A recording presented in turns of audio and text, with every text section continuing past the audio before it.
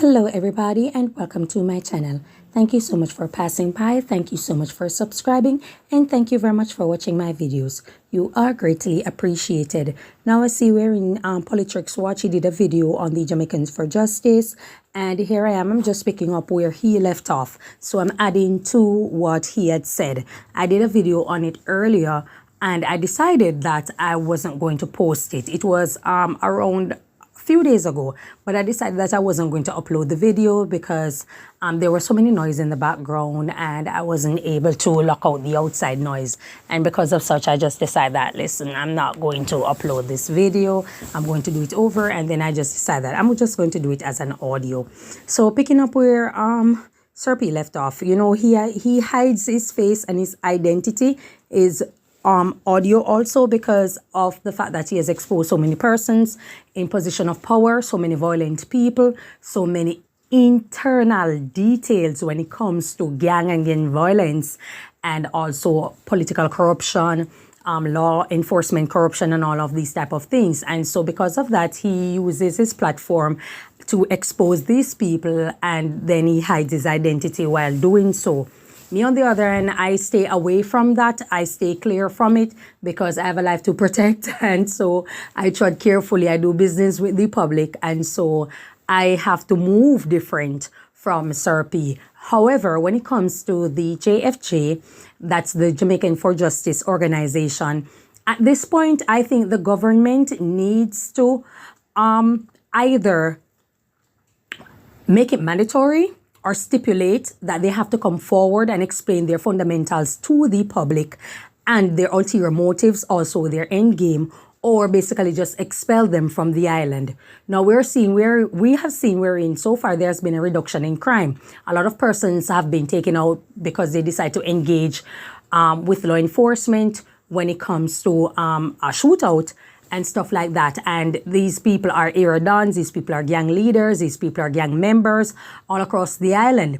And because the government have given the order for law enforcement to go after these individuals, we have in fact seen a reduction in crime.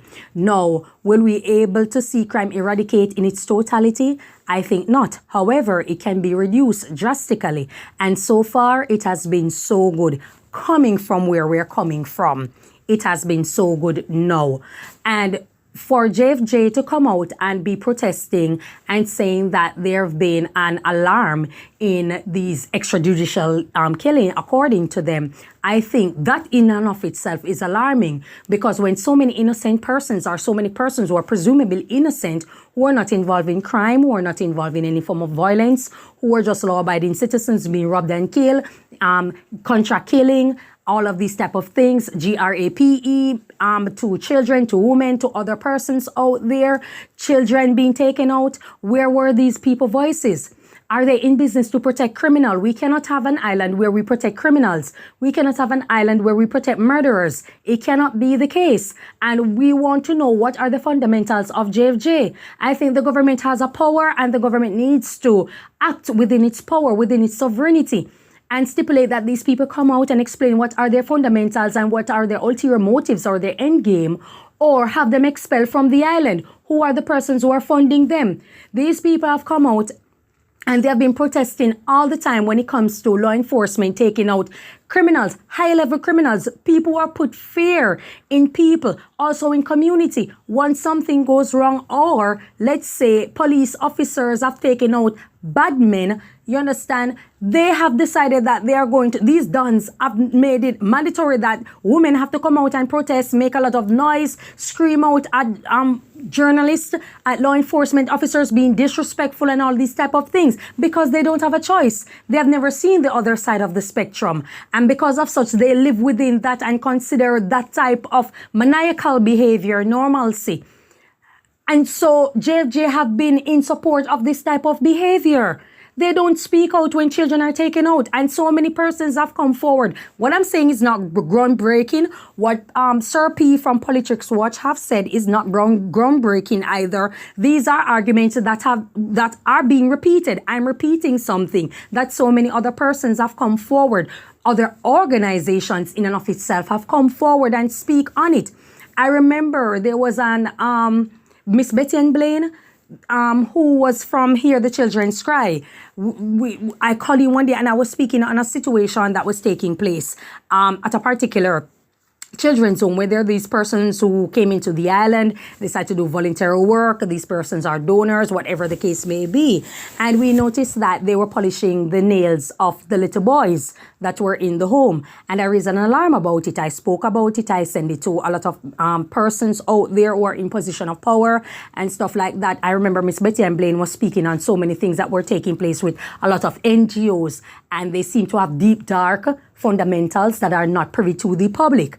And because of such, that was the reason the government decided that they're going to regulate, they're going to revamp, they're going to restructure NGOs and make them have certain sort of procedures that they have to go through and make their moves, their donation, their motive, make it more transparent to not only the public, but also to government, so we can know what they are actually about and who are the funders behind these organizations. So with that being said, there was a change, right? Is it completely a total 180 turn? No, but there's been great improvement where there's transparency. A lot of things that were being done behind closed door are now open. There needs to be some more field work being done, some more investigation to check on these children's home at the same time. The point I'm trying to get at is when the government is provoked and pushed, the government act within its power and sovereignty. So we are pushing for the government to do the same thing.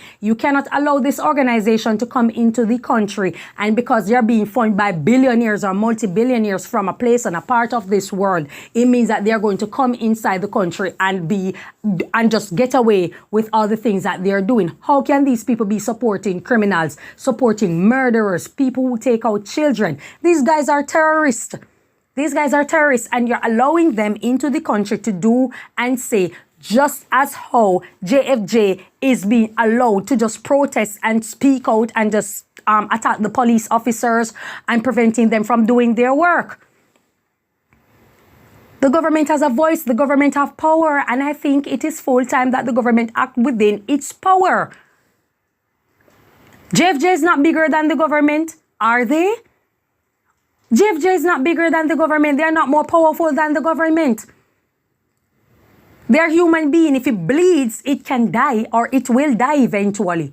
You understand? So they are not more powerful than anybody out there. The government, Mr. Andrew Holness or whoever it is, Minister of National Security, and persons who are in position of power when it comes to alleviating crime or reducing crime and violence, and when it comes to law enforcement, you guys need to take the JFJ in hand.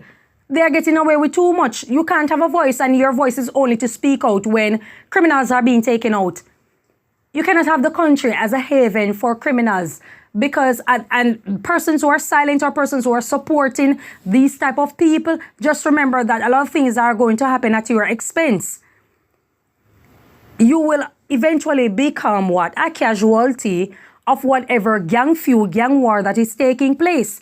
And if you behave as if it is an okay situation or you like it, you know what's going to happen? Eventually, people are going to come in your community and GRAPE women and just get away with it, and children, and no man in the community can speak about it. Your daughters will be up for grab. Your wives, your mother, you understand me, your niece, your cousins will be up for grab. And there's absolutely nothing you can do about it. And when law enforcement go in and take them out, here lies the JFJ running and saying that, okay, proper investigation wasn't done, extrajudicial killing, these men were innocent, these men were playing domino, they were discovering the cure for cancer, they were on church choir, they were doing great things. And law enforcement just decide that they are going to see these individuals and they are totally innocent and take them out. This is madness that's taking place in the island at this point.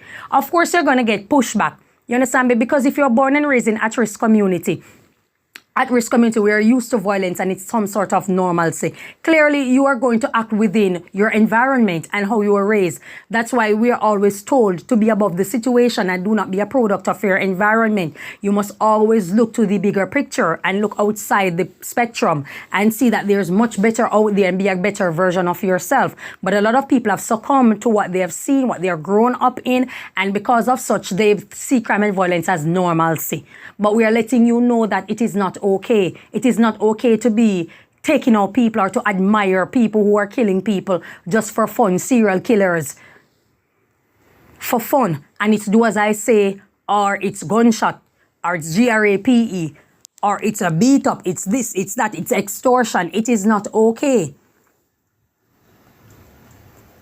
So the government has a job, the government has power, the government has a duty, and the same way they will stipulate for laws in place against taximen, against so many other persons in the society. There needs to be stipulation for the JFJ to come forward and make public their fundamentals, their ulterior motive, their end game, their funders, and what is it that they are actually about. What exactly is it that they are supporting and what exactly is it they are against, so the public can be privy or expel them from the country. It might be a democratic society, but however, there needs to be laws that are enforced. There needs to be change. And this behavior cannot continue. So I'm just picking up on where Sir P left off. That's all I'm doing. Thank you so much for your time. Enjoy your day and may God bless you. Bye-bye.